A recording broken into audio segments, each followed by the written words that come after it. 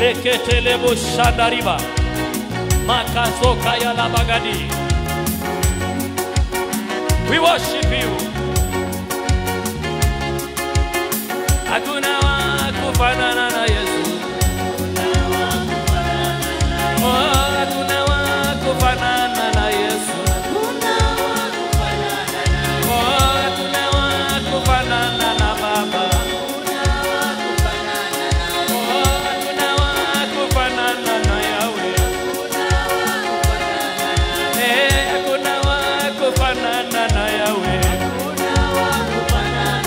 Hakuna wa kufanana na Baba. Hakuna wa kufanana na Yesu. Hakuna wa kufanana na Yesu. Hakuna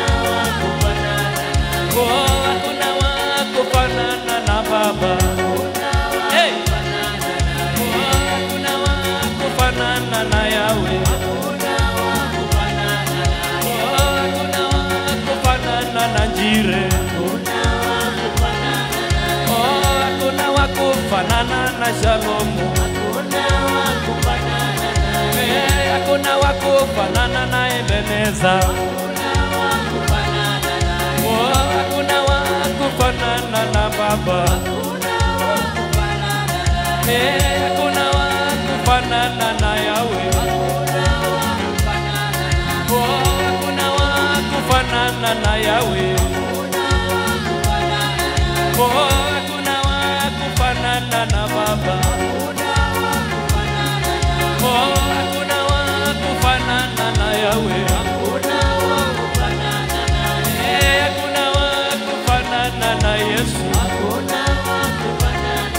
Hakuna wa kufanana na Baba.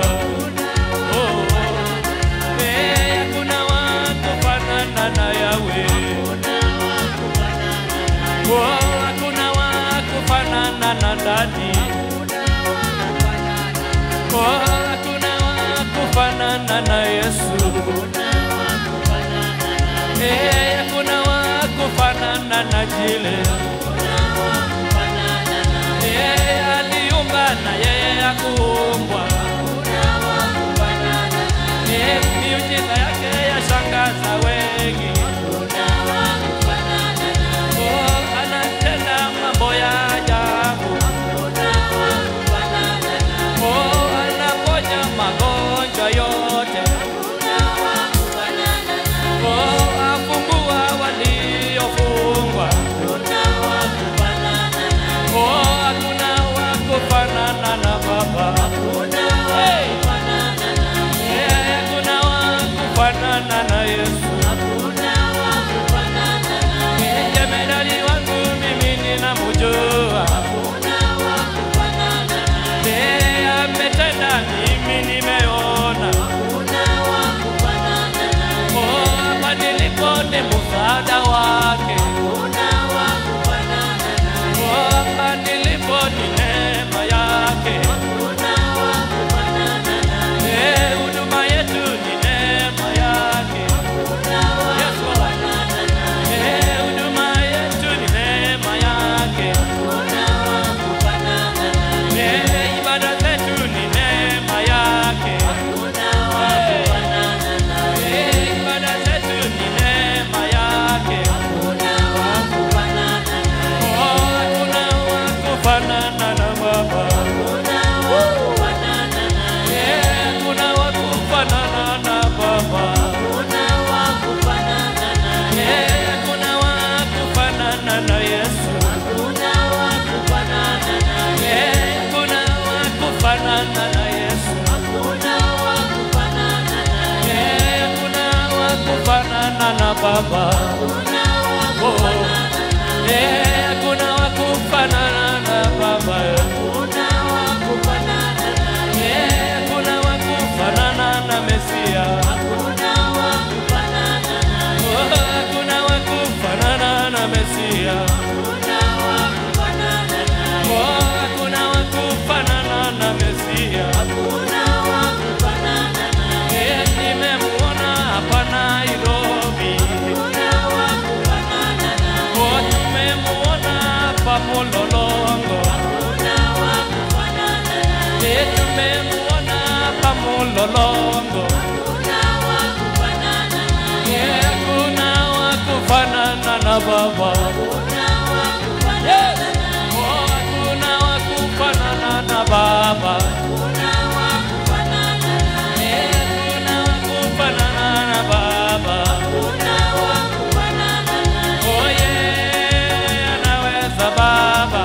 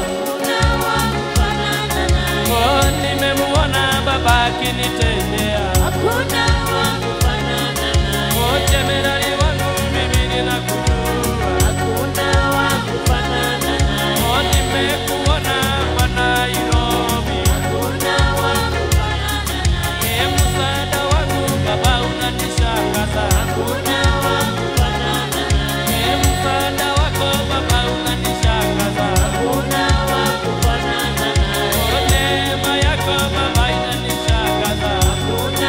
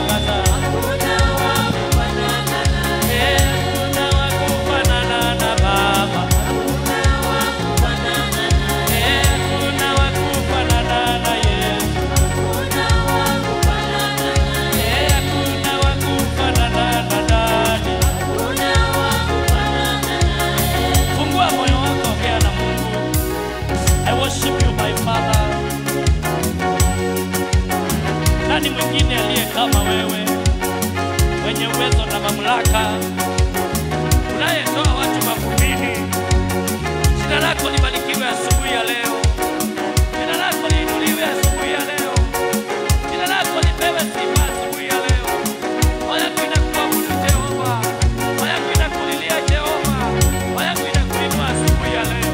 Ninakubariki kwa ajili ya uwepo wako. Ninakubariki kwa ajili ya msaada wako. Ninakubariki kwa ajili ya neema ambao umetupa kama wanadamu. Ninakushukuru Baba wa mbinguni kwa ulinzi wako, kwa kipawa cha uhai, kwa neema. Nimekuona Nairobi, nimeona msaada wako, nimeona neema yako, nimeona kibali chako. Roho yangu inakuinua Jehova, roho yangu inakuabudu asubuhi ya leo. Roho yangu imechagua kukuinua, imechagua kukuabudu asubuhi ya leo. Roho yangu imechagua kulitia jina lako. Ninakuabudu asubuhi ya leo, ninakuhimidi asubuhi ya leo. Asante kwa wema wako, umetamalaki kwa nyumba zetu, umetamalaki kwa huduma yetu. Umekuwa kiongozi mwema, umetusaidia, umetushika mkono, umetutetea, umetupigania wakati njama zimepangwa. Umekuwa upande wetu. Oh my God, I worship you my Father, I worship you my Lord. Ninakuabudu asubuhi ya leo. Nitakufananisha na nini? Nitakulinganisha na nini asubuhi ya leo? Umekuwa nguzo katika maisha yetu. Umetuchagua tukutumikie katikati ya mamilioni ya watu. Jina lako libarikiwe, jina lako liinuliwe, jina lako lipewe sifa, jina lako, oi, jina lako libarikiwe. Asubuhi ya leo ninaandaa anga hii kwa ajili ya nguvu zako kutembea. Naomba kukuona, naomba kuona neema yako tena, naomba kuona msaada wako, naomba kuona nguvu zako tena. Kwa hii madhabahu tunatamani tukakuone tena, tunatamani ukatusaidie, tunatamani ukatushike mkono.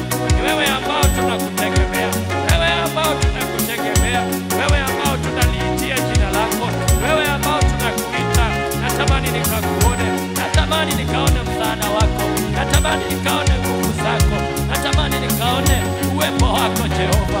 Oi, natamani nikaone msaada wako, natamani ukubali tutembee pamoja na wewe, kubali kututangulia, kubali kutuongoza, kubali kutushika mkono. Na kulilia kwa hii madhabahu, na kulilia kwa hii madhabahu, na kulilia nikakuone Jehova. Oi, roho yangu ikakuone, roho yangu ikakuone.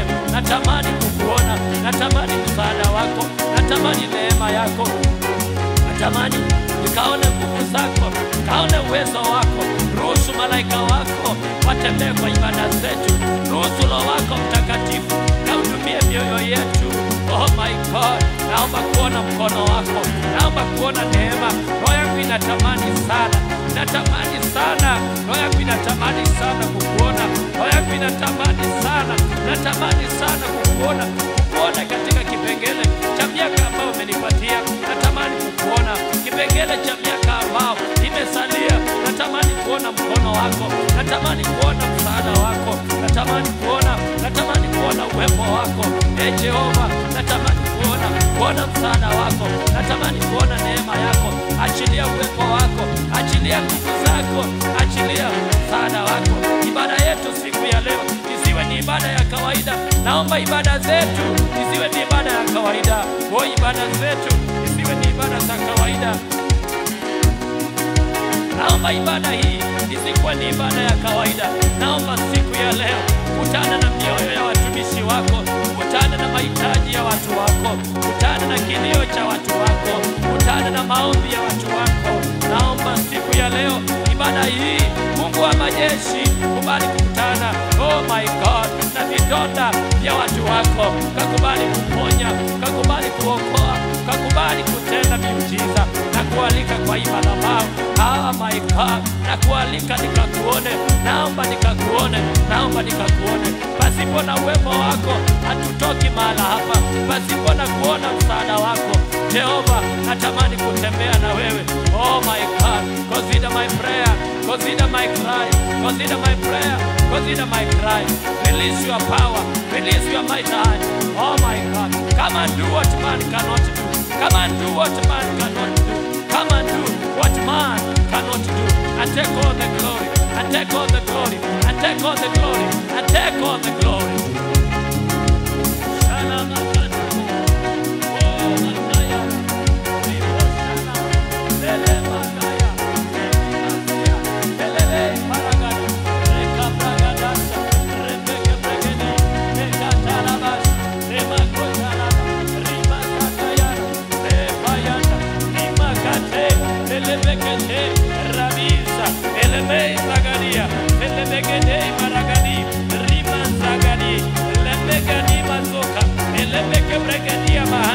Palaso sayalima, elemeke pregedi, melezekatai zaida, erabi talima, shelei palasi, elemeke tei magadida, arabi sayandema, elamiko tei paragadi, erabi sayalima, elikataya maida, elei peleketasi, arabi sagadia, erabi sagadia, arabi sagadia, ilamasho yande, makata labasha, elamiko pragadusa, elebeke pregedia, maliko tainda, eribazika yalaba, irikadima siyale, elei palazikate, alimasha yalaba, o mako yalaba, elebeke taya, erabikataya, erebekete, malei peleka, elebei zaina, o maragadasha, elebeke taya, parazosa, elamikata, rimashefa, erabikatai, elebei pele, elebazo kayalaba, o makota labasha, erabikata, mikozagadi, rimase, melepekata, o maragada, ye lebekata, o robasanda, erabisa yalika, balabisa yalapasha yalaba. Oh my God, I worship you, my Father. I worship you, my Lord.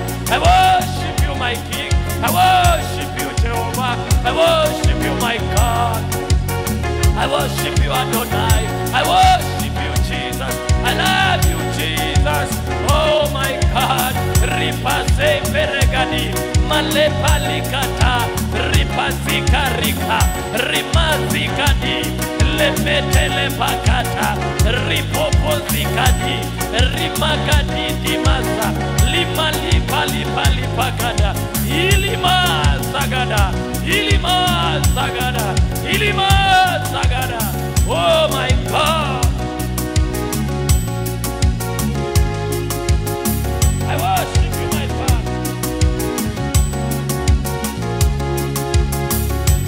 Wewe ni Adonai, Baba, Yesu. Wewe ni Adonai, Yesu, Yesu. Adonai, Yesu, Yesu. Wewe ni Adonai, Yesu.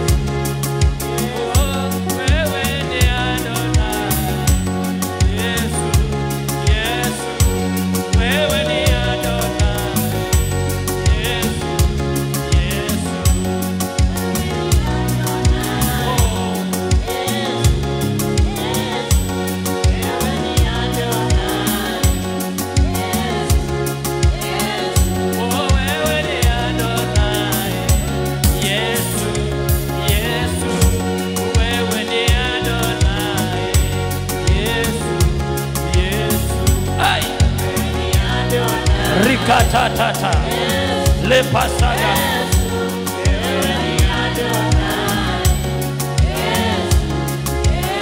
Chukua nguvu na mamlaka, ingia kwa hanga, hata kusambaratisha kazi za mashetani. Inachukua upako wa damu ya Yesu, inachukua moto wa Roho Mtakatifu, na vunja kila mikatale, na vunja kila chama za mashetani, na ingia katika ulimwengu wa rohoni, kila maroho ya mulolongo, kila territorial powers, kila territorial hunters, territorial witches, territorial wizard, territorial demonic words. You are under arrest. Nimekushika mateka, nimekushika mateka. Territorial witchcraft, I dismantle you, I destroy you, I frustrate you, I bring you down in the name of Jesus. Kila maroho, utawala wa hanga, kila mtawala wa hanga, kila malikia wa hanga, kila mkuu wa hanga na jeshi lako, nimekushika mateka. Shika mateka, shika mateka mkuu wa hanga. Shambulia kila nguvu zote ambazo zinatawala hanga hii. Shika mateka kutumia jina la Yesu. jina lenye uwezo, jina lenye mamlaka. Ng'oa kila mikatale, ng'oa kila mikataba, kila kazi za mapepo ambazo zimepangwa mlolongo, tunaziharibu kwa damu ya Yesu. Tunazing'oa, tunaziteketeza, tunazichoma kwa jina la Yesu. Kila kazi za adui zimepangwa kinyume na ibada, tunashambulia, tunazichoma na moto. Kila irizi, kila vinyango vyao, kila akili ambazo zimeandaliwa kinyume na ibada zetu, tunaziteketeza, tunazichoma na moto. Kila maanjendi ambao wametumwa kinyume na ibada zetu, tunawakamata kwa anga, tunawashambulia kwa anga. Tunachukua usukani wa anga hii sasa kwa jina la Yesu. Tunaachilia makombola ya moto yanatafuta kila mahali ambapo maadui wamejificha, kila mahali ambapo maroho yamejificha, kila mahali ambapo wachawi wamejificha. Tunatuma makombola, tunaachilia makombola, tunaachilia nguvu za Bwana kwa jina la Yesu. Tunanasa kila maroho ya baharini na kazi zake, kila maroho za nchi kavu na kazi zake. Tunawakamata wachawi wa mijini, wa vijijini, tunawashika mateka kwa jina la Yesu. Tunaangusha kila magoliathi ambao wamejiinua kinyume na huduma yetu. Tunaangusha kila magoliathi, tunabomoa kila maroho ya mipaka, kila maroho ambao yanawekea watu mipaka, yanawekea watu mipaka wasije wakapita. Tunang'oa hiyo maroho, tunang'oa hiyo maroho. Tunashambulia utawala wa giza, kila battalion ya kutoka kuzimu tunawakamata kwa anga. Oh my God, tunawatangazia anga ya Nairobi, hamtatua siku ya leo. Anga ya Nairobi, hamtatua. You are not going to land in the territory of Nairobi. You are not going to land. You are not going to manifest in our territory. Every powers of darkness, we dismantle you, we frustrate you, we destroy you by the power of the Holy Ghost in the name of Jesus. Kila neno ambao imenenwa kinyume na anga yetu, tunaiondoa. Kila ndoto ambazo zimeotwa kinyume na huduma yetu, kinyume na maisha yetu, tunaziongoa, tunaziondoa. Kila pando ambao Baba yetu wa mbinguni hakulipanda Nairobi, hakupanda mlolongo, tunaling'oa kwa jina la Yesu, kwa jina la Yesu.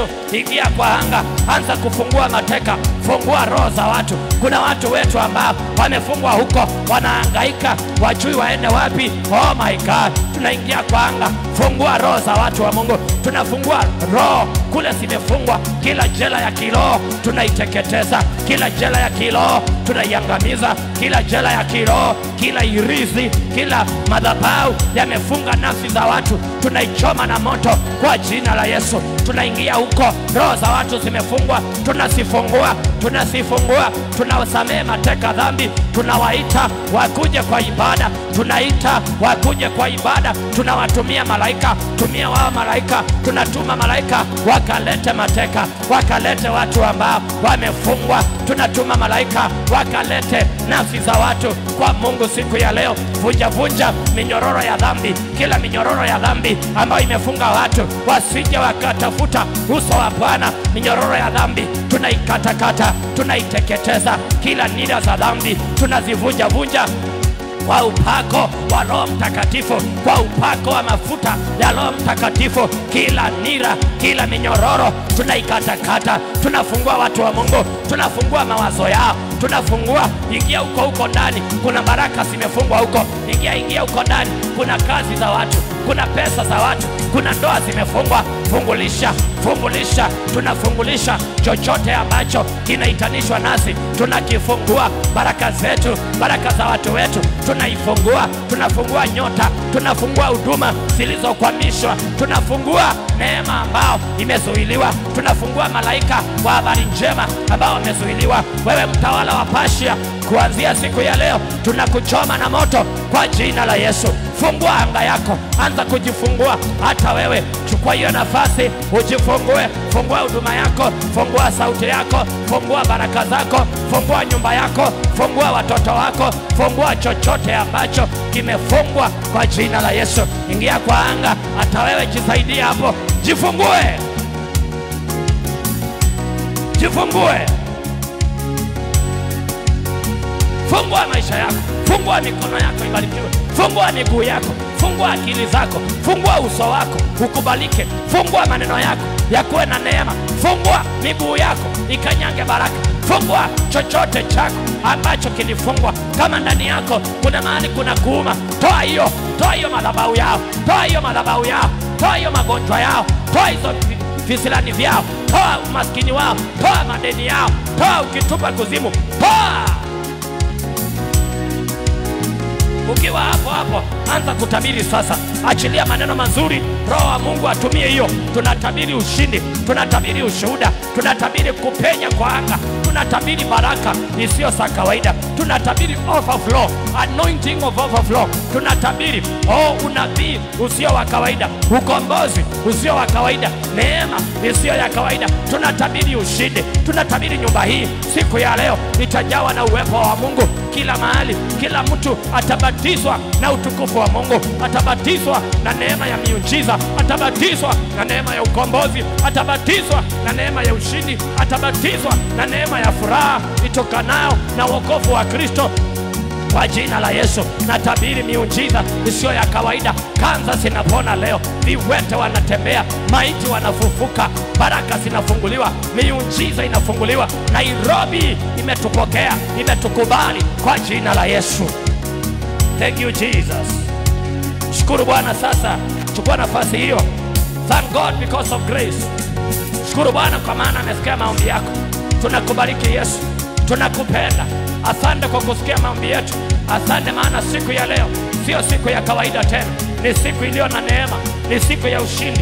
Tunakubariki kwa kazi ambazo umeanza kutenda, tunakubariki kwa maajabu ambao inakwenda kutendeka leo, tunakubariki kwa malaika ambao umewatuma, umewaleta hapa. Tunashukuru kwa sababu ya Roho Mtakatifu ambaye anamiliki madhabahu haya. Tunakushukuru kwa miujiza, kwa kubali kututumia pia kwa jina la Yesu. We bless you. Thank you Jesus. Father, we bless you. Tunakubariki asubuhi ya leo. Jina lako libarikiwe. Wabarikiwe walio hapa, walio kule nyumbani. Tukaona mkono wako siku ya leo. Natakasa madhabahu haya inapopokea hata dhabihu zetu, sadaka zetu, fungu letu la 10 na vipawa vyote tunaleta kwa madhabahu haya. Baba wa mbinguni, tukutanishie na miujiza kwa njia. Tukutane na upako na nguvu isiyo ya kawaida. Na kubariki maana siku ya leo kuna maushuhuda yasiyo ya kawaida. Tunakubariki kwa kila mmoja ambaye atajiunga na ibada zetu. Yeyote utakubali kuingia, aingia hapa, either akiwa kwa mtandao ama anakuja physically. Baba, naomba ukubali kumpa ushuhuda usio wa kawaida. We bless you because you have heard our prayer. In Jesus' name we pray and believe. Somebody say amen. Somebody say amen. Put your hands together for Jesus. Alafu kwa heshima zote pata nafasi yako uketi na Mungu akubariki sana. Pata nafasi yako uketi, Mungu akubariki sana. Mtu akiambiwa Mungu akubariki sana anasemanga amen. Nasema Mungu akubariki sana. Apigie makofi watoto wetu wanapoenda Sunday school. Apigie makofi mazuri, waamushe wale wamelala wote waende. Wasaidie tu wanataamuka. Apigie makofi wanapoenda kwa jina la Yesu. Sunday school, appreciate them as they go. Amen. Pigia Elijah makofi hata yeye anapoenda Sunday school. Hata Francis Wanda anapoenda Sunday school, pigia yeye makofi. Hallelujah. Wanapojiunga na walimu wao, wapigie makofi tena zaidi. Hallelujah. Amen. Amen. Hao ndio wanachukua usukani baada ya sisi kuondoka. Amen. Amen. Na tutangojea waondoke ndio wachukue usukani. Wanachukua tukiwa hapa hapa. Amen. Watoto wako wamebarikiwa in Jesus name. Amen. Inua mikono yako, sema watoto wangu. Watoto wangu wabarikiwe. Wabarikiwe. Amen. Amen. Nataka niongee kuhusu maombi yanayoleta ushuhuda. Nataka niongee kuhusu maombi yanayoleta ushuhuda. Kitabu cha Daniel chapter 10. Ama tuanze na Daniel chapter 9 verse 1 to 4. Last Sunday niliongea kitu very important, nikakwambia ukitaka uone maombi yako kama inafanya kazi, waangalie wale walikuwa kwa Biblia na yale maombi waliomba na kile kilitendeka. Amen. Amen. Sometimes we spend a lot of time praying, but we have examples, we have templates we have types of prayers in the Bible. Hata Yesu alipeana yake. Amen. Amen. Na ni vizuri kuchunguza yale maombi wale watu waliomba. Mahali popote utakuta hawa watu walitutangulia, waliomba na Mungu akawasikia. Kuna siri imekuwa recorded pale. Amen. Amen. So Daniel chapter 9 verse 1 to 4 inasema, in the first year of Darius, son of Axias, Mendes by descent, who was made a ruler over the Babylonian kingdom, in the first year of his reign, I, Daniel, understood from the scriptures, according to the word of the Lord given to Jeremiah the prophet, that the desolation of Jerusalem will last 70 years. So I turned to the Lord God and pleaded with him in prayer, in petition, in fasting, and in sackcloth and ashes. I prayed to the Lord my God and confessed. Those are important things you need to understand in that prayer. Lord, the great and awesome God, who keeps his covenant of love with those who love him and keep his commandments. Amen. Amen. Hii ni maombi ya Danieli. In Daniel chapter 9 verse 1 to 4. Biblia inasema Danieli akaelewa kuhusu umateka ule ambapo ama ile ambayo wana wa Israeli wanapitia, na by the Spirit of God Daniel knew that the time has come for this captivity to end. Na Biblia inasema ya kwamba because he knew the captivity has come to end, there is something else that he knew, that those people in captivity will not be delivered automatically. Glory to God. Amen. Alijua ya kwamba siku za umateka wa wana wa Israeli zimefika mwisho, lakini akajua hata kama zimefika mwisho, hata kama shetani ametoka kwao, hata kama shetani ameachana na wale watu hawatakombolewa bure. Lazima kuwe na mtu ambaye ataomba. Hallelujah. Amen. Alafu maandiko inasema ya kwamba Daniel also understood things he need to put into place for this nation, for the nation of Israel to be free. Na Biblia inasema ya kwamba he turned to the Lord and pleaded with him in prayer. He started to plead with God. Do you know how to plead? Do you know what is pleading? Amen. Amen. He turned to God and he started pleading with him in prayer. Akamgeukia Mungu na ambio mwisopa.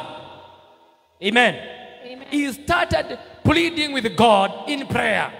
Even though by the prophecy, the children of Israel, they are supposed to be free. But this man Daniel, he knew it will not happen automatically. So he turned to God and he started to plead with him. Ambio mwisopa. Kuna watu ambao they will never be delivered up until we plead with God for their deliverance. Amen. There are people who will never be healed up until we ministers, we will turn to God and plead with him. Oh, you people, are you understanding what I'm talking about? Yes. Daniel knew, even though the time of captivity has come to an end, there is a reason, or he needs to plead with God. And he began pleading with God. In order for the Babylonian yoke to be broken, in order for the captivity, to come to an end fully, he pleaded with God. That is the reason for you to be a minister. God has called you to minister to God and to minister to his people. When you turn to God, you need to plead with him for the sake of the other people. Some of us, we are praying for ourselves only. But God is expecting us to plead with him, or to ask him through pleading to help us to access the people who are in bondages. Somebody say, my Father, my God. My Father, my God. Help me. Help me To know how to pray. to know how to In order to deliver your people. in order to deliver. Amen. Amen. Number 2. He presented his petition. Alileta hoja zake mbele ya Mungu. He presented his facts. Alileta, si ati Mungu ajui ya kwamba wana wa Israeli vifungo vyao imefika mwisho. Si ati Mungu ajui, anajua. Amen. Amen. Si ati Mungu ajui utaki pesa, anajua. Si ati Mungu ajui utaki gari, si ati Mungu ajui ya kwamba unataka pesa na unataka gari na unataka nyumba. God knows all those things. Amen. Amen. God knows what you want. Amen. Amen. But he cannot give you freely. He will not just take it and give it to you like that. Somebody must plead with him. Somebody must remind God. Oh yes. That you see by your prophecy through Jeremiah, a prophecy was released that the children of Israel, they are supposed to be in captivity for only 70 years in Babylon. So I bring this petition to you to consider what you said. Amen. Amen. Mungu anajua chochote unataka, lakini anahitaji watu wa kuleta hiyo hoja. Biblia inasema na hoja zenu sijulikane mbele yake. So Daniel brought a petition to God. Glory to God. Amen. Kuna vitu nyingi sana Mungu anataka kufanya, lakini hawezi fanya free hivi. Because if God is going to answer a prayer, it means somebody has prayed. Glory to God. Amen. Oh, you people, are you understanding what I'm talking about? Yes. Number 3, the Bible says he fasted. Number 4, he fasted. Aliingia kwa maombi. Nakumbuka huyu mtu aombei vitu vyake. Anaombea wa taifa la Israeli ambayo iko katika utumwa na wakati wake wa kufunguliwa umefika. So he fasted. Number 5, alichukua mangunia akavaa na akajipaka ashes. He humbled himself. Apart from now reminding God and telling God that you said through the prophet that the nation of Israel is supposed to be in captivity for only 70 years in Babylon. But apart from that, I bring my petition. But apart from that, I come in fasting. But apart from that also, I'm removing my suit and putting on sackcloth. I'm humbling myself for you to help your people. Amen. I'm humbling myself for you to touch your people. Amen. I'm kneeling down. I'm crying to you for you to rescue your people. Daniel knew what is needed for the children of Israel to be taken out of the captivity of Babylonians. And that is what we are supposed to do. Kama watu watafunguliwa. Kuna watu wanatembea huku wamefungwa. Watu wanatembea huku wana mashida. Watu wanatembea huku wamepitia mangumu ya maisha. Na wakati wao wa kufunguliwa ushafika. Maana Yesu mwenyewe alisema it is finished. But it will demand us to know how to approach God for these people to be brought on our side. For us to have revelation, in order for these people to come in our side, we need to know what it takes for the people to be 100 people to be brought here, 1,000 people to be brought here. We want to know what it takes. We must know what it takes. It will not happen like that. No. Indeed, God has given us anointing. He has given you great ministry. There's something powerful in your life. Oh, yes. But you need to know it will not happen automatically. Amen. Amen. Amen. And the reason why tuna watu hawa waliomba maombi kwa Biblia na wakajibiwa, Mungu ametuwekea pale tusome, tujione na tuone matunda ya maombi yao. Amen. Na tuchukue hiyo kama mfano. Maana Danieli alikuwa na huduma kama yetu. Alikuwa na huduma ya kukomboa watu, kutoa watu kwa mateka. Danieli na Musa ni the same. Amen. Amen. Danieli, Musa na sisi tuko hapa leo ni the same. Amen. Amen.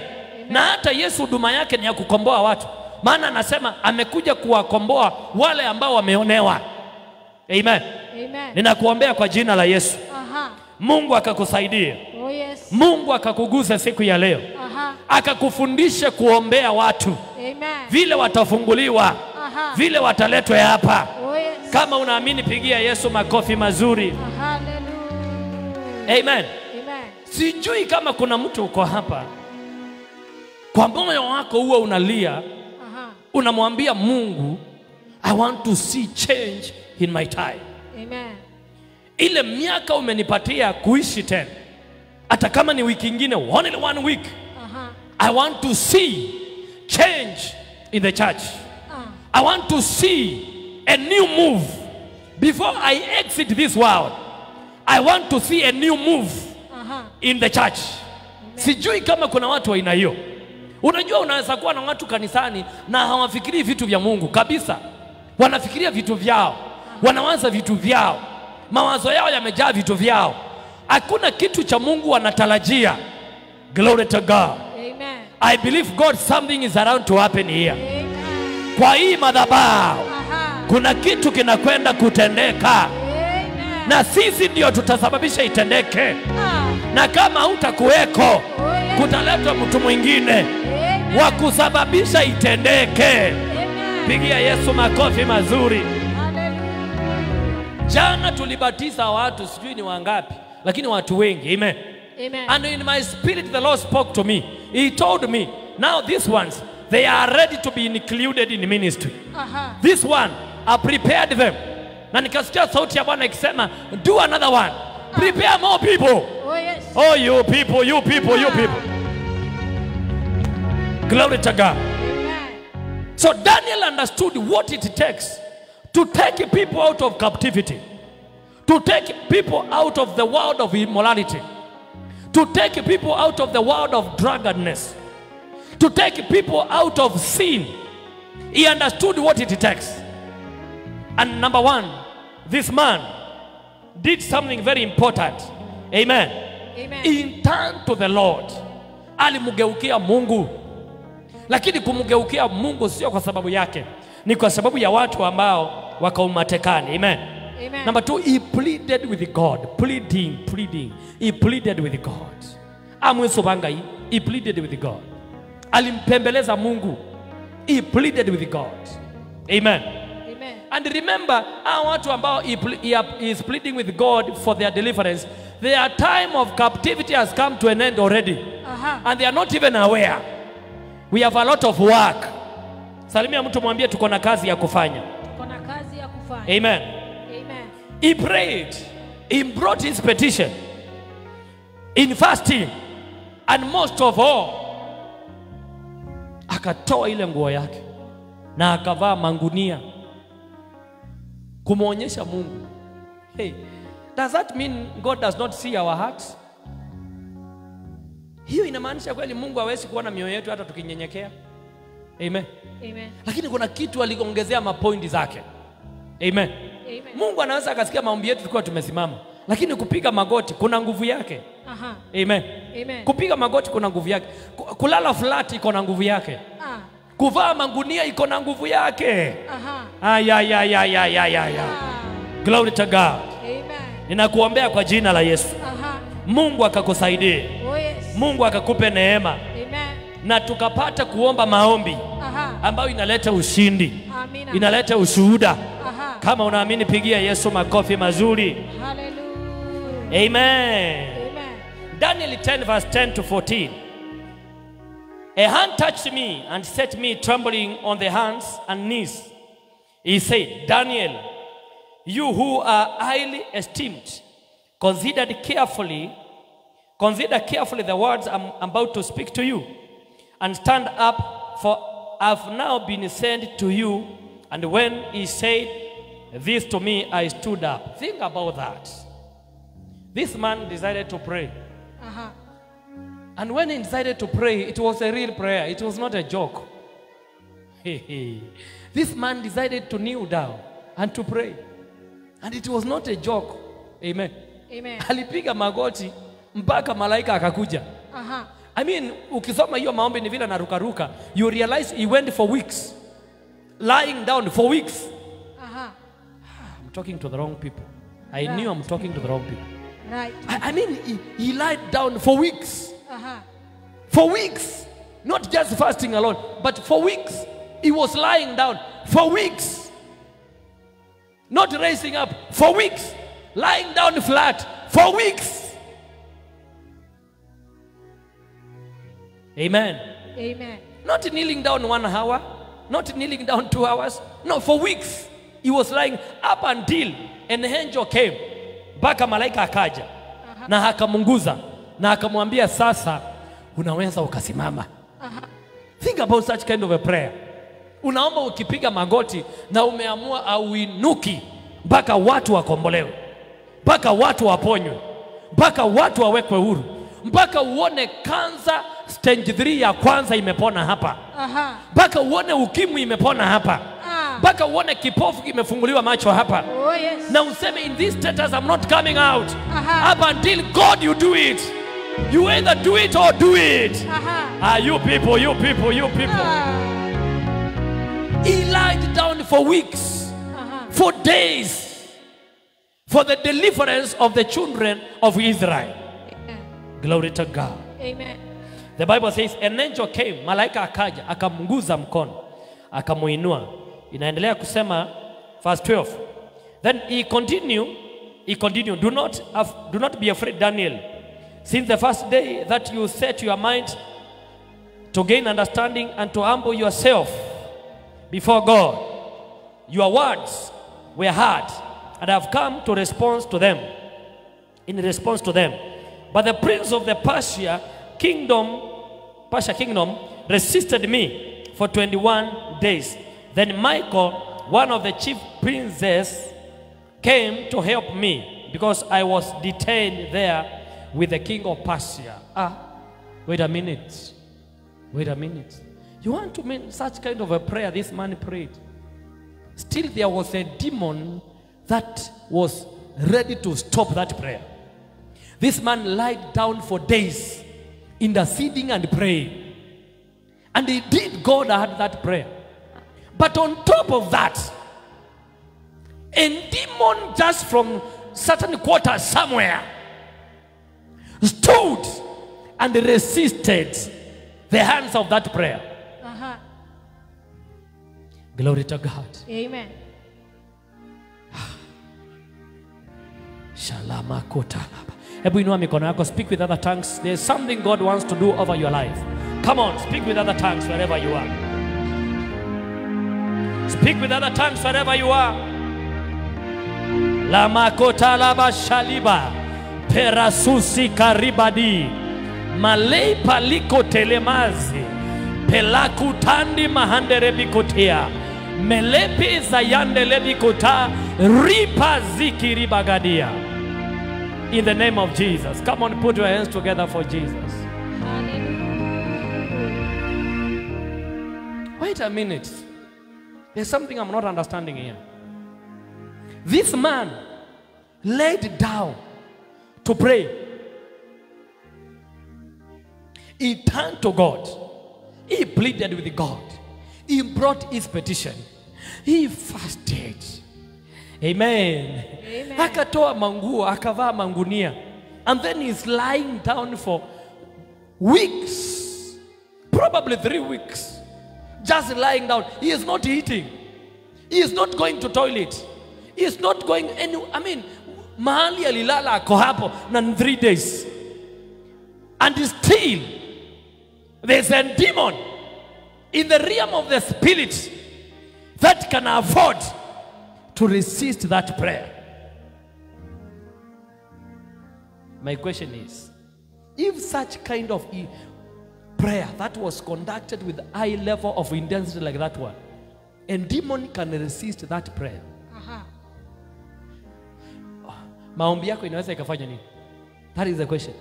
Maombi yako ile umeomba inaweza ikafanya nini? Hiyo ni swali unastahili ujiulize kila wakati unakuja hapa. Even demon came against such kind of a prayer.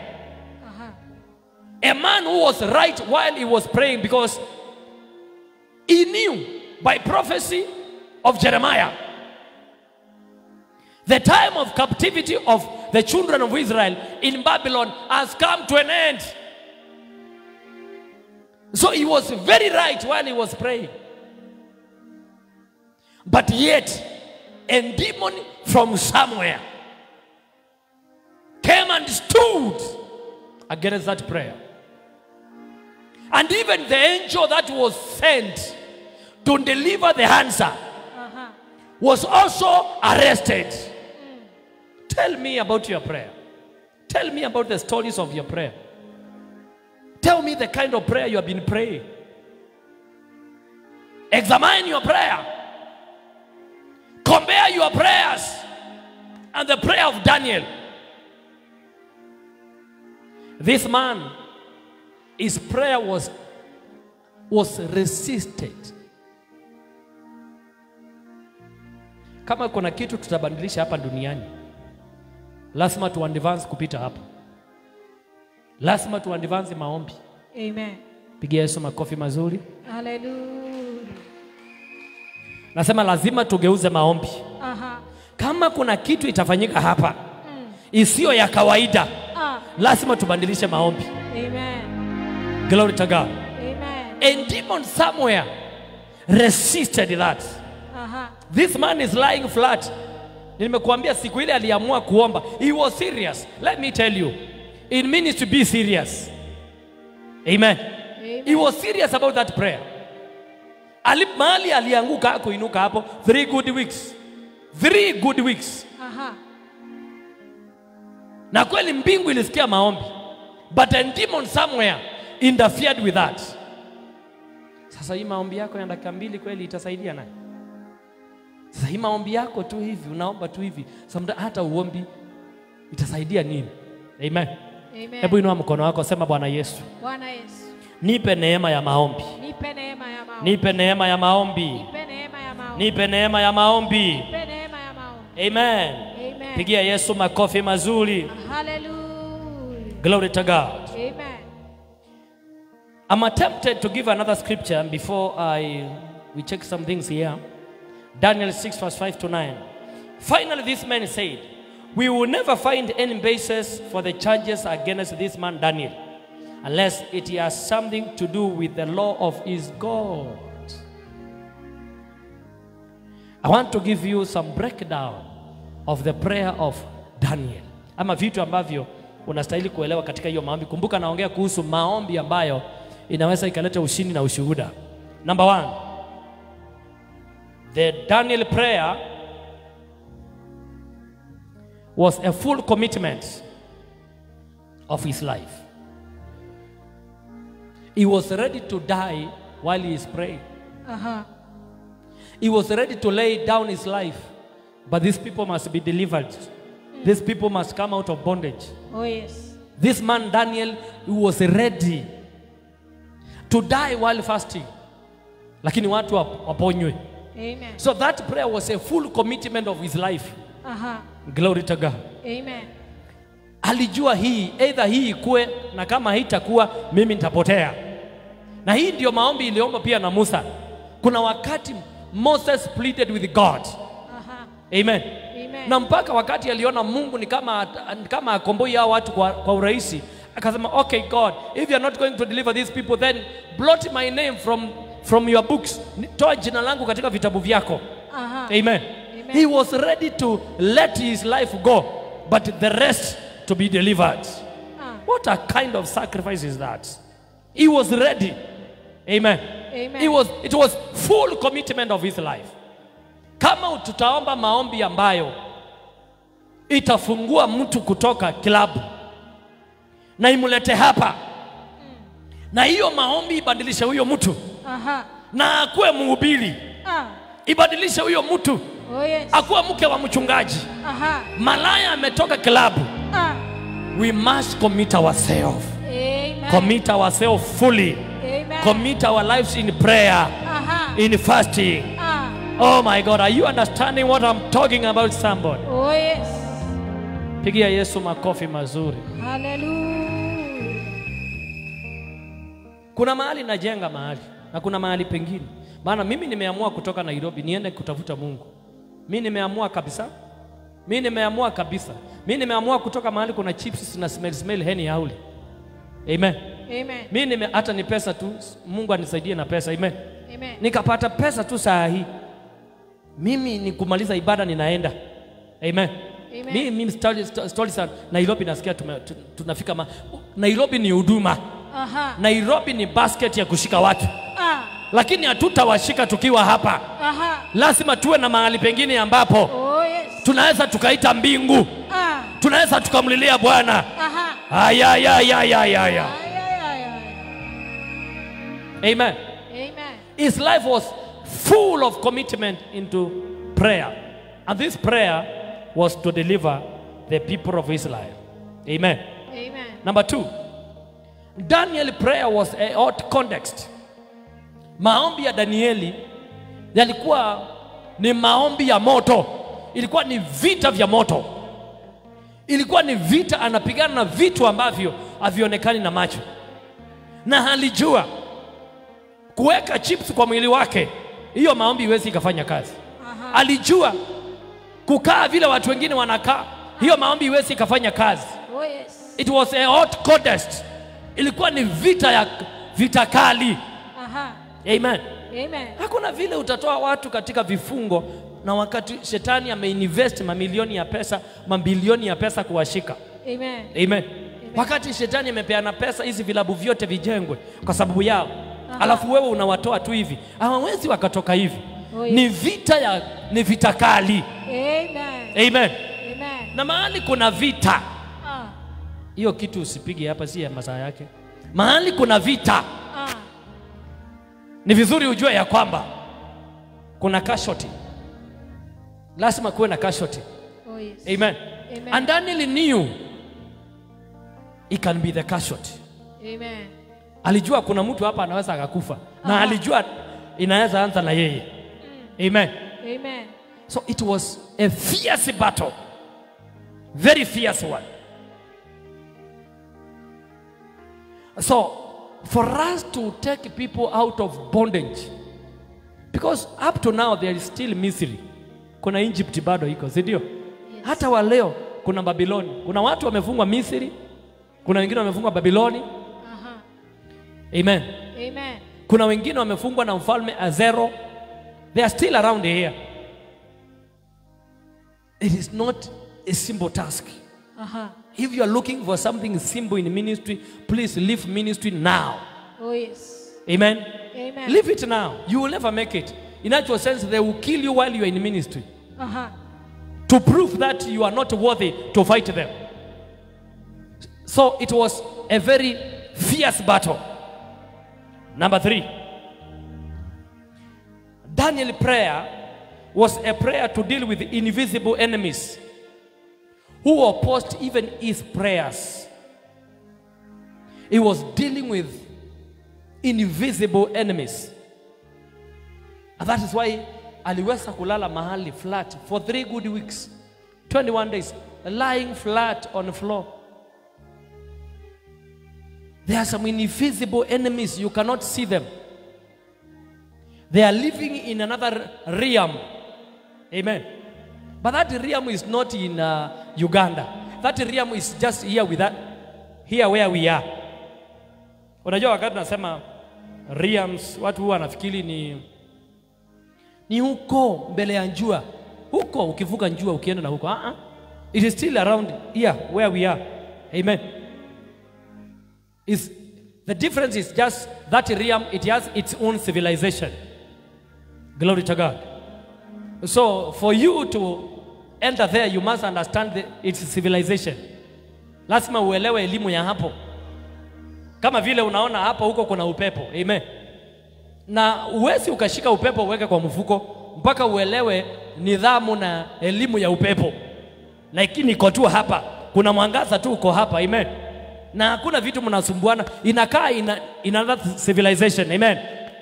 I pray for you in the name of Jesus, ya kwamba Mungu atakusaidia kujua ya kwamba unapigana na Mangoliatho, unapigana na maroho ya Jezebel, unapigana na maroho ya Absalom, unapigana na mashetani.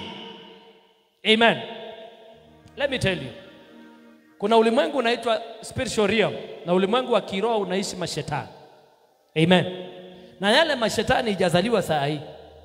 Bado Goliathi yako hapo tu. Bado Firauni yako hapo. When demons are casted from human realm, some of them, they go back to where they came from. And it is in the spiritual realm. And God has no problem with them. Are we together? God has no problem because that is where they live. In actual sense, where demons live, they live with angels. Amen. In one realm, wako hapo. Na wamekuwa hapo miaka na mikaka. Na wataendelea kuwa hapo mpaka the day they will be judged. Na hiyo ulimwengu wanakaa, hapo ndipo pia mateka wamefungwa. Hapo ndipo baraka zimefungwa. Amen. For you to go there is not easy. It's not easy at all. Don't cast one demon out here. Na wanza kufikiria kwamba you access to the realm of the spirit. Maybe hiyo demon inaweza kuwa ilishikwa na Kenyawani kitambo sana. Amen. Amen. Ilishikwa na wale watu wana masafa. Glory to God. Amen. To access spiritual realm, there is no kululu kalala here. You must be legally allowed. Oh yes. Because in the realm of the spirit, there is no mercy. You go there while you don't qualify, they will kill you completely. Amen. There's no mercy there. Amen. Amen. I pray for you in the name of Jesus. Ya kwamba you will consider having a powerful altar. An altar that can shoot you to the realm of the spirit. Amen. Come on, put your hands together for Jesus Christ. Hallelujah. Kuna some of hao watu wanaendanga kustudy huko kwa upepo. Wale wana anga. Amen. Amen. Kuna zile tunasitaje, zile zinaenda mpaka kwa mwezi.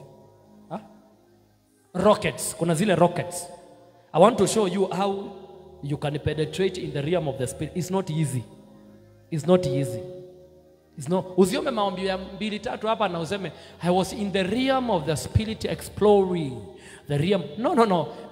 Maybe even 99.9% here you have never even experienced what is spiritual realm. You don't even know what is that. Vile unaonanga hiyo rocket inawekwa nguvu kutoka chini. Alafu unaona inatengenezwa na inatayarishwa na watu wanatoka. Inatayarishwa kwa muda wa miaka mingi ama muda mrefu. Alafu inafika mahali inawekwa nguvu chini yake. Alafu inasukumwa. Inachomeka kwa njia ikienda. Inachomeka, unaona kama injini moja inaanguka, inaenda mpaka inaenda kufika mahali ambapo inachukua now free place to move. Amen. Amen. That is how you can enter to the realm of the spirit. It's not easy. Maana hiyo rocket kuna changamoto hapa. Kitambo ifike huko ambapo itatembea kama mwezi. Pasipo na kutumia nguvu yoyote. Ifike huko itatembea kama nyota, ianze kuorbit around the earth. Hapa itatumia nguvu nyingi sana. Amen. Amen. Na hiyo ndio nguvu unatakikana utumie. Ndio usukumo uingie kwa anga. Yes. Hiyo ndio tunaitanga nguvu ya madhabahu. Amen. Inakusukuma unaingia kwa anga. Hiyo ndio nguvu ya kuomba na tongues. Yes. Nguvu ya kufunga na kuomba. Inakusukuma. Pokea neema. I receive. Pigia Yesu makofi mazuri. Hallelujah. So they are invisible spirits, invisible beings. Kuna vitu visivyoonekana zinatawala anga. And Daniel was in war. He was fighting with them. You know now the way you are here. I mean, you don't even feel like you are fighting anything. Hata wewe usikii kama kuna kitu unapigana nacho. Amen. It means you have never even started praying. Hata wewe hujawahi anza kuomba. You are very comfortable. Na uliamuka vizuri tu ukakunywa chai na ukasema I'm going to judge. Amen. Amen. Na imekuwa hivyo mwaka after mwaka. You don't feel resistant when you are coming here. Usikii unagongana na vitu, usikii roho yako inagongana, inatishwa, inatoka, inatishwa, inatoka. Amen. Amen. Hausikii kitu, wewe tu ni maisha tu kuendelea. You have never even started praying. You are far from starting to. Oh, you people wherever you are. Yes. Ninakuombea. Roho ya Danieli ikuingie. Amen. Nasema roho ya Danieli ikuingie. Amen. Roho ya Danieli ikuingie. Amen. Inua mkono wako, sema roho ya Danieli. Roho ya Danieli. Ingia ndani yangu. Ingia ndani yangu. Unifundishe kuomba. Fundishe kuomba. Pigia Yesu makofi mazuri. Amen. Amen. So they are invisible spirits. And the only reason that you can know whether they are there is when you are hot in the realm of the prayer. Some of them they have nothing to do with you because you have never even disturbed them. Even where you are coming from, your genealogy. Nobody for 400 years ago, nobody has ever disturbed them. They are just around. So they have nothing to do with you. They are not even ready to fight you. For what purpose? You have no capacity to, you have not built yourself to fight them. Amen. Amen. But those people who are going to bring change in Christianity, change in the church, lazima wa feel the movement of those things in the realm of the spirit. Oh, yes. Because that is what is going to make you to pray. Because already you know, the children of Israel, they are supposed to be free. 70 years are over. But there's something we cannot understand here. It is making them to remain in captivity. Amen. Amen. Amen. Shetani akisema atakufunga wiki tatu. Hizo wiki tatu zikiisha, huwa akufungui. Uliza wana wa Israeli. Mungu alisema watakuwa miaka 400 Misri. Miaka 400 ikaisha na hawakufunguliwa. Amen. Amen. Hata kwenda kutolewa hapo na Musa ilibidi watu wakufe. Ilibidi miujiza ya ajabu ifanyike. Na anajua ya kwamba wakati wake wa kuwafunga umekwisha, lakini hataki kuwaachilia. Ndio unaonanga deliverance ni vita. Kuna pigano hapa, kuna pigano mpaka kuna pigano hata ya ngumi za kawaida. Maana shetani hawezi kutoka mahali ambapo ameinvest hivyo sana. Oh, yes. Amen. Amen. Ninakuombea kwa jina la Yesu. Maombi ya Danieli yaingie ndani yako. Amen. Sema Bwana Yesu, Bwana Yesu, nipe neema ya Danieli. nipe neema ya Danieli. Ile neema ambayo Ile neema ambayo ilitembea na Danieli, ilitembea na Danieli, itembee na maisha yangu. itembee na maisha yangu. Pigia Yesu makofi mazuri. Hallelujah. Amen. Amen. Number 4. Maombi ya Danieli inatufundisha ya kwamba there were some people somewhere who were opposing the prayer of Daniel. Kuna watu mahali, maana nimekusomea hapo Daniel chapter 6, wanasema ya kwamba huyu mtu hakuna makosa ingine tutawahi mshika nayo mpaka ile makosa ya kuomba na kutafuta Mungu wake. Hiyo tu ndio makosa. Na ukisoma hapo kiendelea, Biblia inasema kukawekwa sheria ya kwamba in 30 days nobody is supposed to pray. In 30 days nobody is supposed to pray. Na mfalme akaweka seal. Na akasema yule ataomba in the next 30 days anawekwa kwa tundu la simba. Amen. Amen. There are so many people who are fighting your prayer and you are not aware. Some of them they are your neighbors. Amen. Amen. Some of them they are your colleagues. They don't want you to pray. They are there to stop you from praying.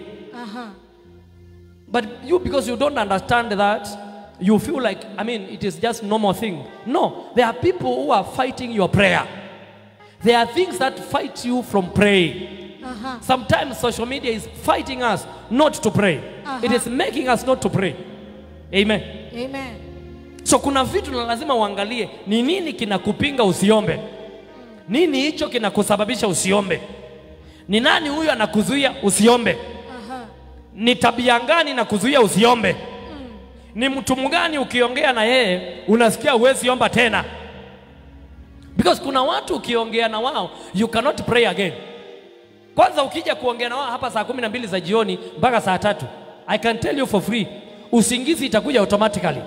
You will not pray. So you need to be careful and examine anga yako vile hiko na ni nini kinakusababisha usiombe. Do you know kuna chakula ukikula huwezi omba? Oh, you people, you don't know? Hey, Jesus Christ of Nazareth.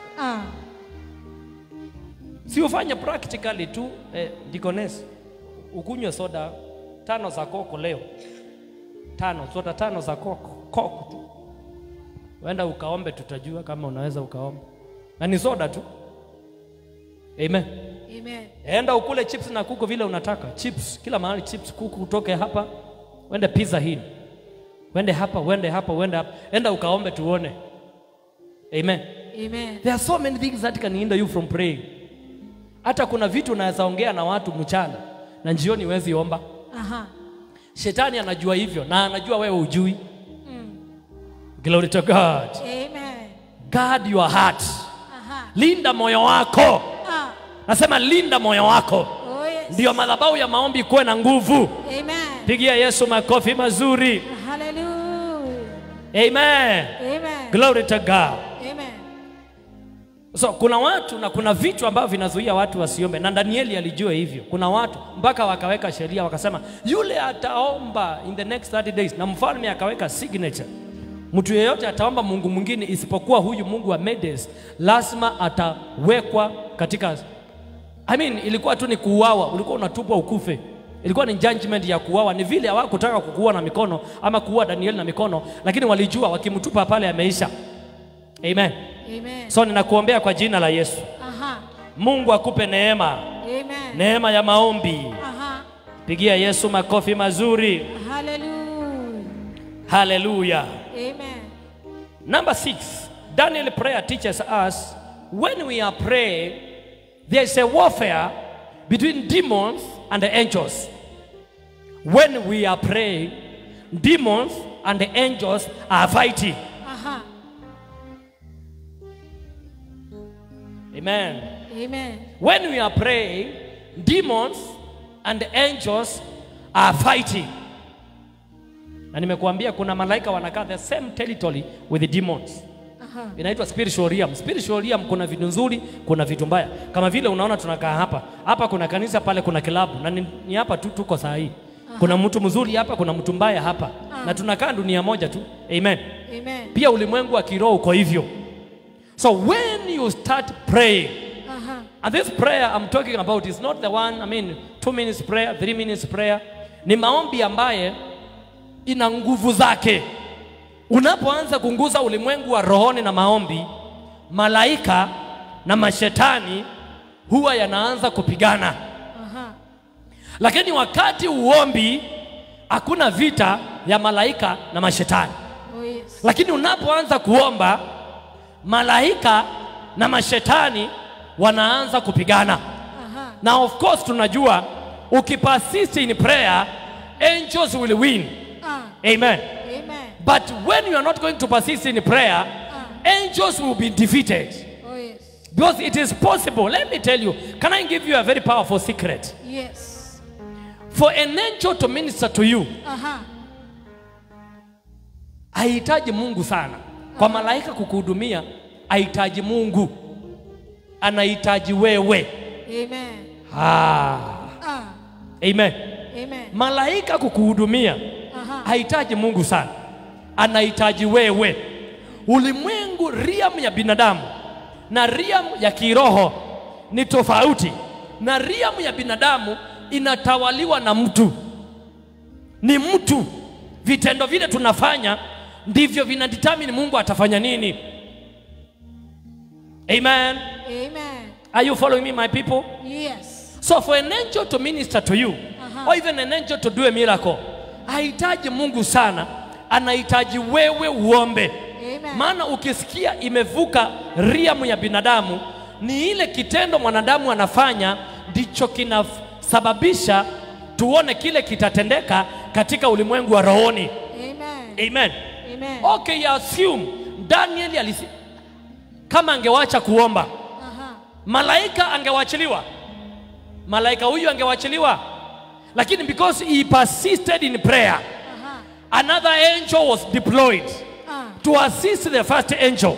Amen. Amen. Amen. Glory to God. Amen. Because there is a power that God has put in you that determines what happens in the realm of the spirit. Amen. Remember, God does not live in the realm of the spirit. God lives in eternity. But demons and angels, they live in what we call everlasting zone. Everlasting spiritual realm. Where there is no time.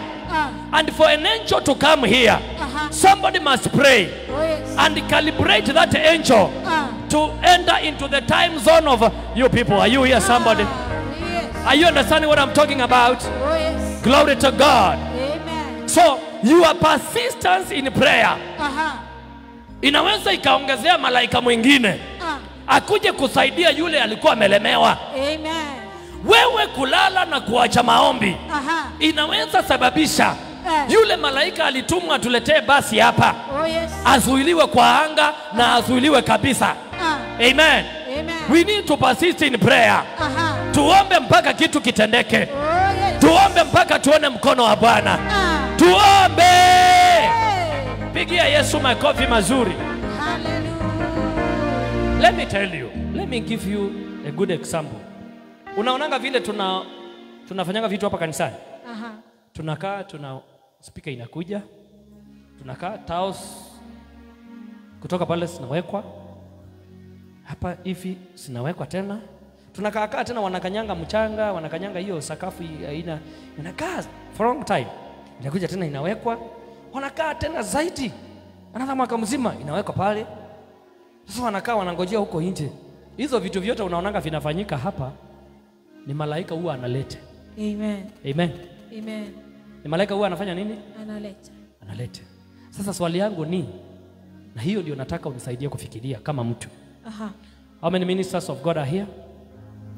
Nani angetamani kutumikia Mungu? Weka mkono wako juu. Mimi hapa. Swali yangu ndio hii.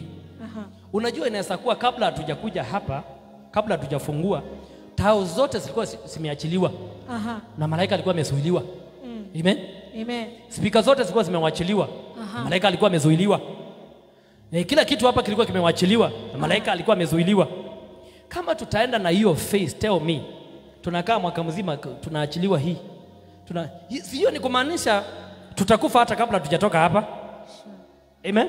Amen. Kama malaika wetu analeta hizo tu vitu hapa tu kutoka pale, hiyo ni kumaanisha Anthony, hiyo ni kumaanisha utaoa upate wajukuu tu kabla hika kitu kikapandishwa hapa juu.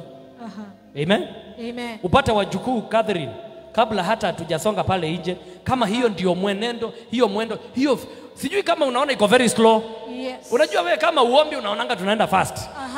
Our church is moving fast. I'm telling you, man of God is very powerful. Yes. We are moving fast. We are moving fast where? Wapi? Glory to God. Amen. Malaika anazuiliwa kitambo speaker ikuje. Anazuiliwa kitambo speaker nyingine ikuje. Anazuiliwa kitambo gari ikuje. We must persist in prayer. Amen.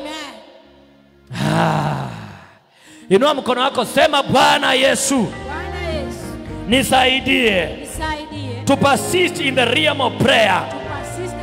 Come on, put your hands together for Jesus. Hallelujah. Amen. Na hiyo ndio maana Daniel hakupersist kwa prayer kwa kusema tu kwa kuongea. You know, I'm in prayers. You know, my brothers, I'm in prayers, I'm praying. Mahali alianguka chini, hakutoka hapo. Mahali alilala hivi flat, hakutoka for 3 good years. 3 good weeks. Nilikuwa na wewe, tulikutana na mzee alikuwa anaitwa Leopold Mutombo. Anapiga magoti 2 weeks. Alihubiri mpaka tukasikia kuokoka sisi wote. Akiongea tuliona sisi kweli hatujui Mungu kabisa. Na ni mzee kabisa wa Kongo pale Brazzaville, I don't know, Kongo hapa. Anapiga magoti 2 weeks.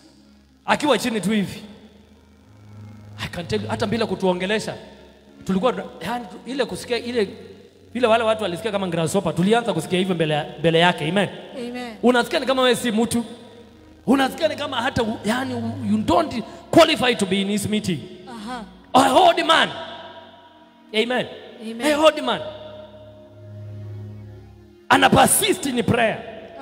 Ana persist in prayer. Glory to God. Amen. I want to believe God. Something is happening in our ministry. Kuna mtu umeletwa hapa asubuhi ya leo. Unaweza kuwa hapa ndani ama pale nyumbani. Oh, yes. Unapandwa roho ya Danieli. Amen. Nasema unapandwa roho ya Danieli. Amen. Unapandwa roho ya Danieli. Amen. Unapandwa roho ya Danieli. Amen. Sema haleluya. Hallelujah. Pigia Yesu makofi mazuri. Amen. Amen. Jambo lingine namba 8 ambao tunaweza tukasoma katika maombi ya Danieli. Prayer may sound physical, but it is 100% spiritual. But there's that feeling of body you must feel. The more you lose flesh, the power of flesh in prayer, the more you gain entry into the realm of the spirit. Amen. The more you lose power of flesh when you are in prayer, the more you gain access to the realm of the spirit. prayer may sound physical. The way in giving may sound physical. Mtu kutoa anaweza sikia ni kama ni kitu tu amefanya cha kimwili. But it is 100% spiritual. And even prayer. So when you are praying, the more the strength of flesh diminishes, the more you start accessing the realm of the spirit.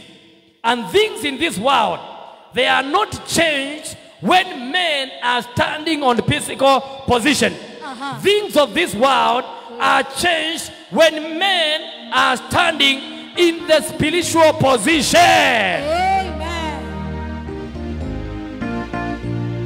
So the more your body loses power in prayer, the more you are feeling like you are tired in the body. Actually, that is the time you are supposed to continue praying. Amen. Wakati unaomba unasikia mwili umechoka. Ukiendelea hatua ingine hapo mbele. Kuna anga umeanza kuaccess. Amen. Amen. Amen. Ninakuombea kwa jina la Yesu. Wiki hii tunaenda kuona mkono wa Bwana. Amen. Kwa jina la Yesu. Pigia Yesu makofi mazuri. Hallelujah. By the way, kama uko katika minister service hii, every week huwa tunafast 2 days. 2 days. Na hiyo ni kwa sababu ya kusaidia wale wanaanza tu.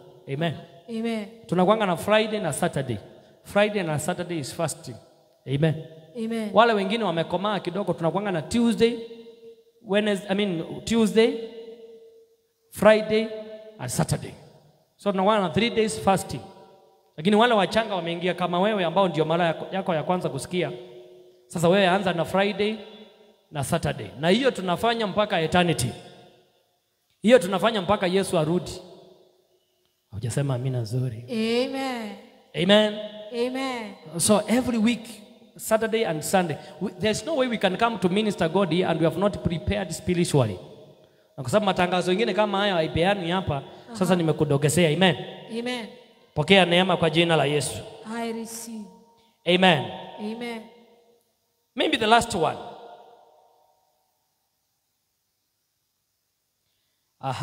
Sema Bwana Yesu nisaidie. Bwana Yesu nisaidie. Bwana Yesu nipe roho ya Danieli. Bwana Yesu nipe roho ya Danieli. Bwana Yesu nipe nguvu za maombi. Bwana Yesu nipe nguvu za maombi. Natamani kuombea huduma. Natamani kuombea huduma. Natamani kuombea kazi za huduma. Natamani kuombea kazi za baraka za huduma. Baraka za huduma. Na neema iongezeke. Na neema iongezeke. Amen. Amen. Najaribu kuangalia point ile nitamalizia nayo. The prayer of Daniel teaches us that the promises of God, the promises of God cannot be performed physically up until prayer is applied. Amen.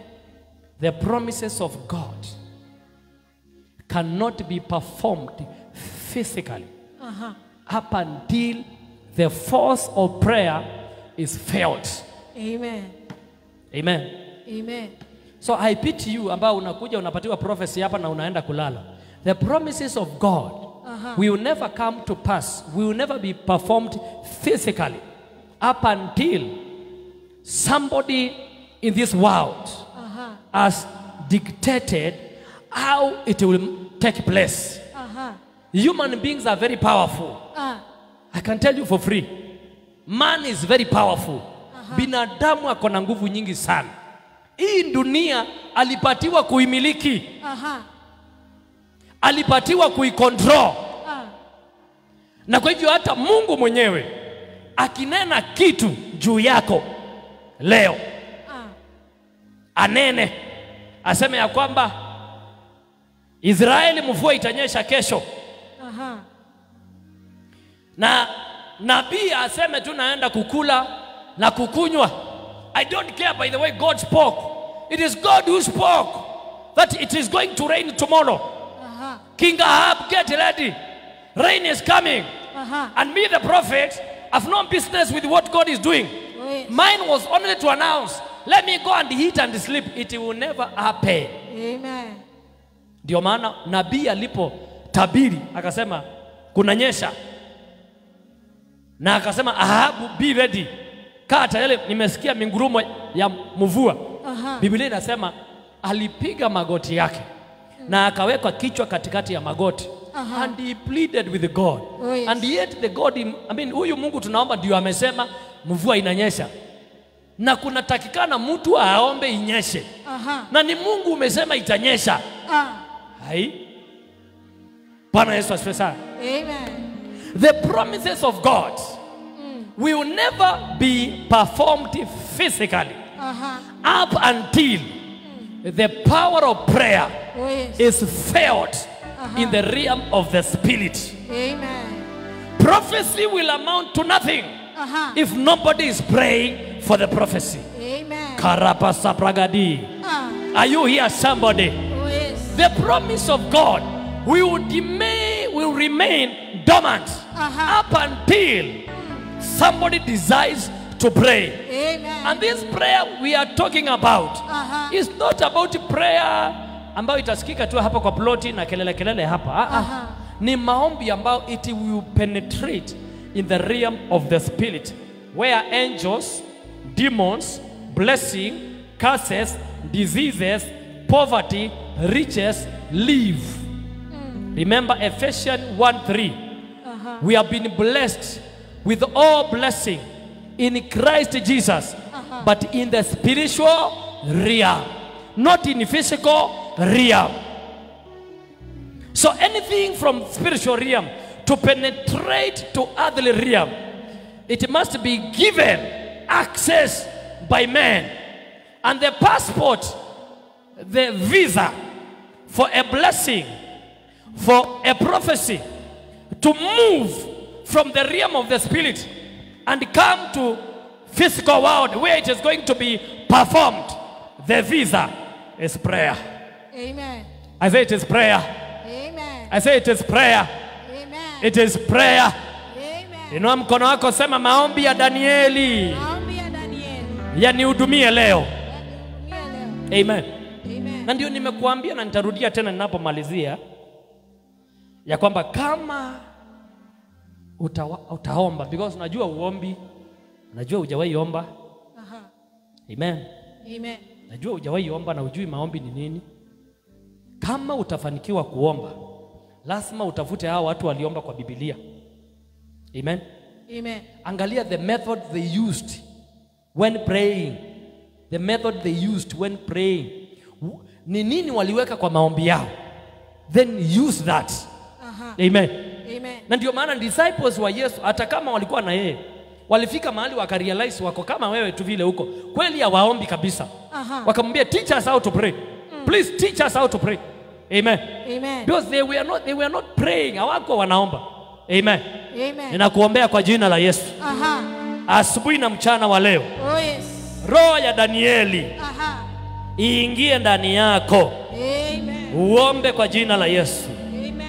Barikiwa sana Kimoyo Mudhai, tumepata sadaka yako. Anointing hii kuja juu yako kwa jina la Yesu. Joyce, tumepata sadaka yako. Mungu akubariki. Mafuta hii ikuje juu yako mahali ulipo. Pastor Caroline Ruben, na kubariki kwa jina la Yesu kwa sababu ya sadaka yako. Mbingu sikumulikie na maombi ikuje juu yako. Faith Favored, tumepata sadaka yako. Barikiwa kwa jina la Yesu Kristo. Banis, tumepata sadaka yako. Mbingu sifunguke juu yako. Jacqueline Nzusio, tumepata sadaka yako. Mbingu sikuhudumie kwa jina la Yesu. Deacon Pius, barikiwa, neema ya Kristo ikuonekanie asubuhi ya leo. Pastor Ann, sadaka yako imefika hapa. Mbingu sikubariki na sikuhudumie. Receive that anointing in Jesus name. Amen. Amen. I wish ningekuwa na time 4 good hours kukufundisha maombi, lakini Mungu akusaidie. Sema Mungu nisaidie. Mungu nisaidie. Nataka uchukue sadaka yako. Wewe uko pale nyumbani. Thank you so much for watching this program. I believe it has touched your life. I believe the God of Daniel has spoken to you. And I believe that you are going to take time and read the book of Daniel and try to check his prayer and how his prayer was answered and how it became a testimony to the people of Israel. And God is going to bless you. God wants you to pray. Remember, nothing will ever happen until you pray. And this prayer I'm talking about is not just the 2 minutes prayer. It is a prayer that will make you access the realm of the Spirit. It is a prayer that will make demons and angels fight. So God bless you so much, my people. I love you. And I'm praying for you. Remember to continue watching this program. 10 a.m. we'll have another service. And 11:30 we'll have another service right there. God bless you so much. In Jesus' name. Barikiwa sana Mama Christine Nzioka. Sadaka yako imefika hapa. Mungu akubariki. Deaconess Josephine Dahudi. Neema ya Kristo ikutoshe. Sadaka zako zimefika hapa. Na wewe uko hapo nyumbani unaendelea kubarikiwa na hii program. Pokea hii mafuta in Jesus' name. Come on, appreciate our viewers all over the world. Hallelujah. Amen.